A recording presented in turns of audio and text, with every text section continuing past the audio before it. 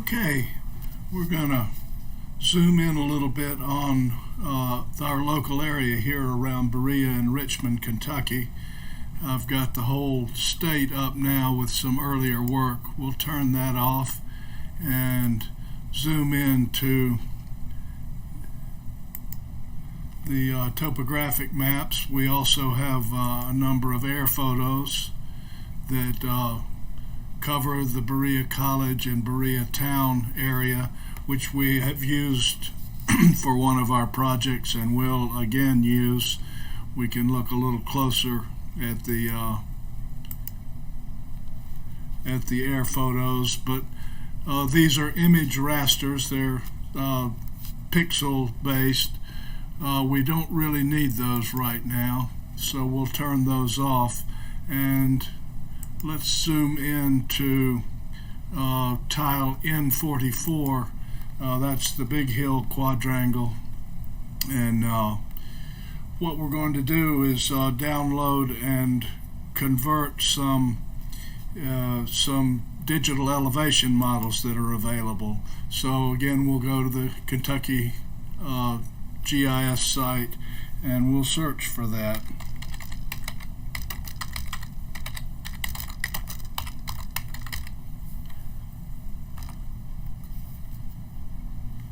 And we now have quite recently made available 5-foot resolution DEMs, digital elevation models. Those are a little bit too detailed for what we want. Let's see what we got. Let's go to the next page. And we've got LiDAR point cloud data for the whole state now as well.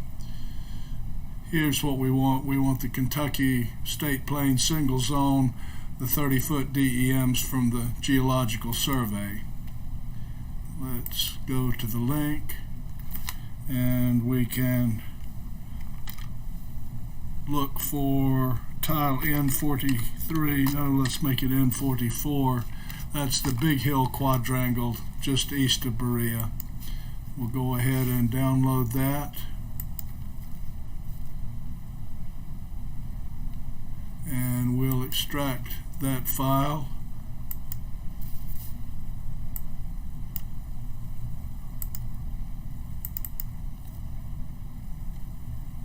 And we'll put it here in this folder.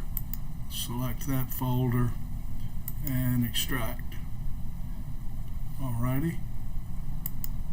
I think that's to save time. That's all we'll do with that for the moment. So now let's turn off the Berea quadrangle and just stick with the Big Hill for the moment. So let's look for our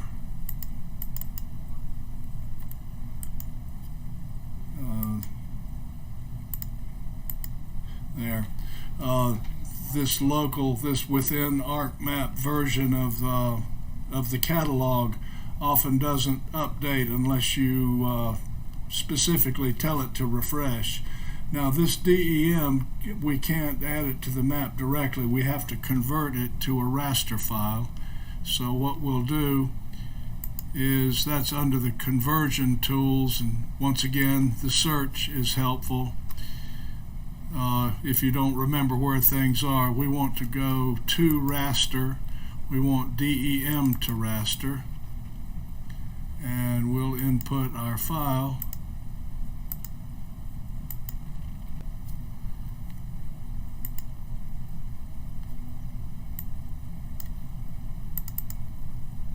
And there's our input, N44.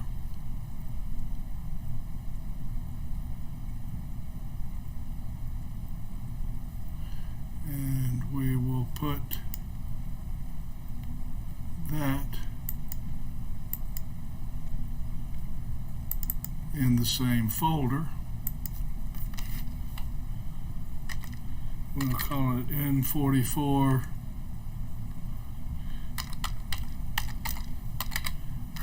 DEM2RA. That's one of the default names. You have to watch out with these raster commands. most of them have a character limit for the names, and don't put any spaces and don't put any hyphens. It often fails if you do things like that. So we'll take the float data type, and we don't need to specify a z-factor. Alrighty.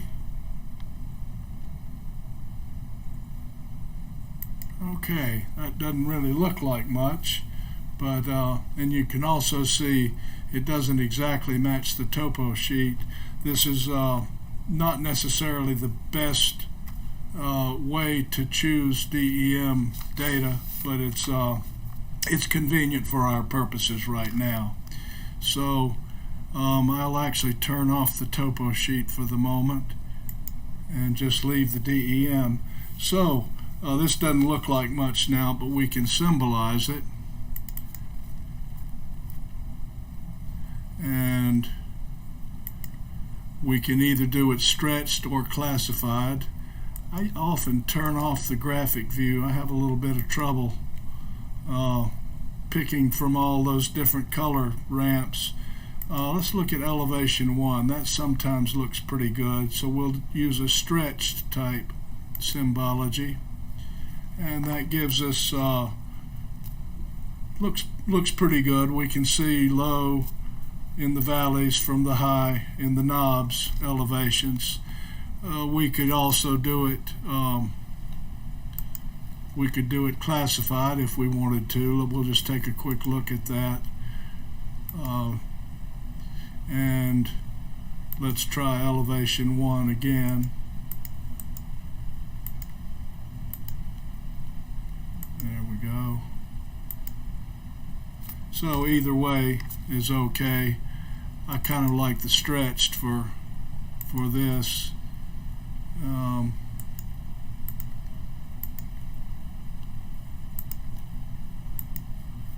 Okay.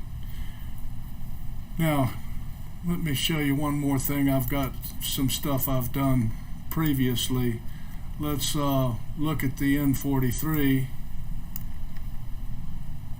And let's symbolize that. We'll use the same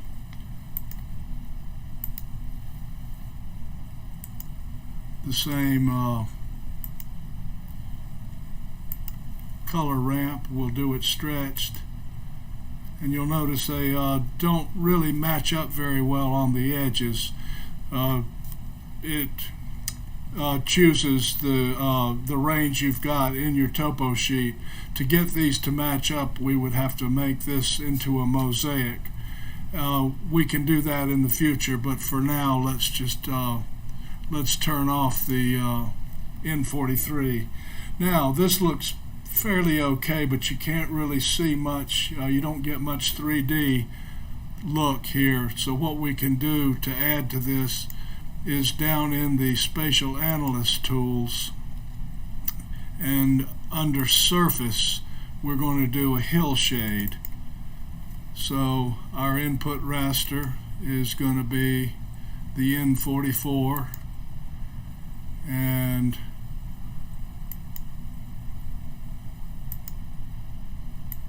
we're going to put it there, and we'll call it N44 Hillshade.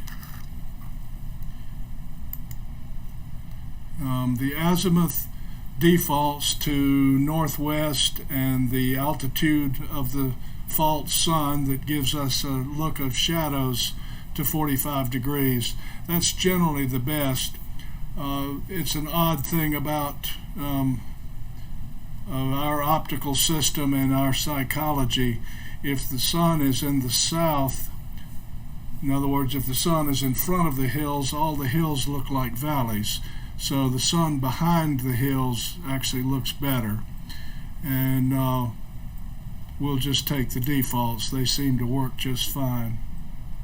So that of course covers up. That's higher in the drawing list, but let's make it part way. See, where am I looking? There we go. There's the display. let's make it, say, 50% transparent, and that gives us a little bit better of a 3D look to our map. Now the symbolization of elevation and the hill shade aren't any analytical tools, but they are in fact they're useful for display. They certainly make your map be more easily interpretable, but there's a lot of different things you can do. Well, in this spatial analyst tool set, you can do the aspect, where which direction is a slope facing.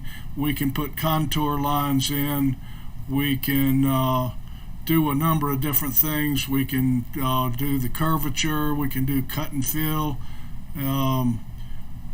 We can look at the visibility or the view shed, what can be seen from here and what cannot. Oh gosh, there's so many things we can do. Hydrology, that's something we'll do in a future video. But for the moment, let me just put a few things in that I have done earlier. So let's look at, for N44, I've done contour lines and set the interval at 100 feet. And at this scale, that's fairly okay. Let's symbolize that for as people expect, that kind of brownish color for topo lines. We can also do the hydrology. I have done this and turned it into a line shape file, so we can estimate the stream flow in a given area. And there are many other things that we will do at another time, but I believe that'll be enough for the moment, and that'll get you started. And we'll go into more details about how you estimate the hydrologic flows and do the contours and so on. So that's all for now.